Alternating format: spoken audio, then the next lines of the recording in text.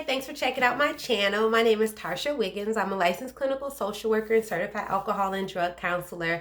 Our topic today is going to be about how to find that therapist. Before we jump into our content, as you'll hear me say in every video, these videos are intended to be of educational value to you, not intended for you to diagnose and treat yourself independently. Please do consult a behavioral health professional. So now that that is said, let's jump into our content. How do I find that therapist? First thing first, lean in. This is a come you and I moment here. We're going to approach this with the same energy we approach trying to get that PS5, those Black Friday TV deals at Walmart, that toy that your kid absolutely just has to have for Christmas, where we put all that energy and effort and planning. We're going to do the exact same thing when it comes to this, okay? Now, that's not to scare you or make you feel overwhelmed, but it's for you to know that going into this, we do want to exert some time. We do want to put forth some energy so that we can be successful. Okay, so now that we know that we're going to be putting some time into this, what are we going to be spending that time doing exactly? I'm so glad you asked, because this is what we're going to do. First and foremost, I'm a little old school, so I kind of start off with word of mouth, asking other people. So typically I work in the field of behavioral health. I have a lot of people that reach out to me just asking, like, do you know someone? Could you refer me to someone? I'm in this area, things like that. If you don't feel comfortable asking individuals, and you guys certainly feel free to inbox me or email me, you certainly can do that, and I can try to help guide you in that area. But if you don't feel comfortable doing that, you certainly can go to the next best thing, which is the good old Google. Jump on there, or whatever your favorite search engine is.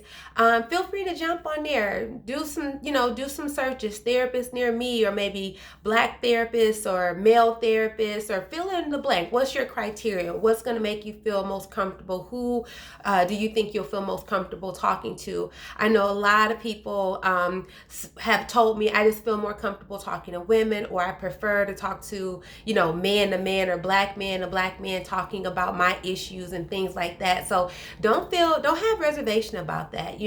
Go with what makes you feel most comfortable, and do your due diligence when you're searching for that provider. Another thing that I encourage individuals to do is to also check in or tap in with your somewhat natural support, which is just your insurance company. If you are insured, this benefit is covered. In most instances, call the number in the back of your insurance card, or you can go to the website on the back of your insurance card and just do a provider search. That's another quick and easy way to be able to find a list of providers near you. Other online tools I know individuals have really tapped into using are apps that help you locate and find providers near you. Again, you can find that information through some search platforms. Other great resources to keep in mind, maybe perhaps you are insured, but maybe you're thinking about a loved one who may not have a commercial insurance. Maybe they have Medicaid or Medicare, something of that sort. You can certainly Google Medicaid, behavioral health providers, and type in your zip code. So there's just a variety of ways to find out who those providers are. If you are in Milwaukee County, I'm in Milwaukee County. Our county has a rich pool of behavioral health providers and Medicaid behavioral health providers. I actually shared a great resource on my Facebook page earlier this week. So please go and check that out if you feel that you need something that's local, and you have a loved one, or maybe yourself, you have Medicaid, and you're like, oh, I don't know if I'm going to get a great provider. There's lots of options out here. So that's another great resource to look into as well. So once we do our digging and we kind of locate our providers, one of the questions, or one of the things you may notice right away that may pop up is the terminology of telehealth. For those of you that may not be familiar with that, telehealth is just an option for us therapists or clinicians to work with our patients via the means of some type of social or web-based interaction. There's two types. One type involves a video component, so it's kind of like meeting and talking with something like FaceTime or Google Hangouts, things like that. So it's kind of similar in nature, like that, a Zoom meeting, things like that. There's another option because not everyone has the luxury of having access to the internet or smart devices. So some providers do offer just traditional phone therapy as well. So when you're doing your due diligence and you're gathering that list of providers, you may see language like telehealth options. And if you know that at this time, maybe you don't feel comfortable going out to meet with the provider face to face and you would prefer to meet with the provider in the comfort of your home, which is a phenomenal option. Certainly take advantage of that as well. There's no driving, it alleviates the parking. And one of the other things it really helps out with is a lot of people would not go or would not participate in therapy just because they were concerned about who they would see in the waiting room. Now, I'm a little old school and I kind of have a good sense of humor, but my first reaction has always been, if they there, they can't talk about you.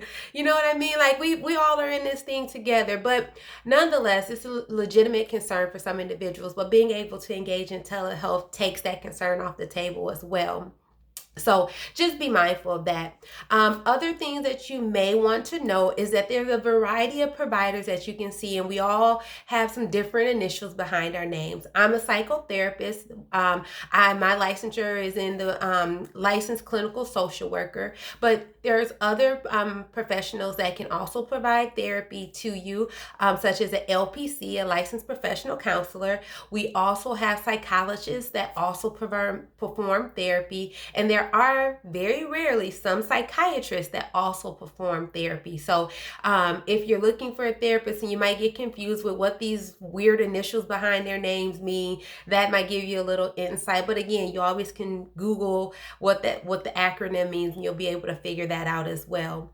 If you're an individual and you're ready to make some changes in regards to addiction counseling, there's a lot of variety in that area with a lot of different certifications as well. But again, you'll see like CSAC or SAC, things like SAC or SCA, things like that. So again, just do a little Google search. At the end of the day, most of these individuals will be equipped and trained and able to work with you if you're willing to work with them. So just a little info on the front end in terms of how do I connect and get connected with providers and what does all that mean.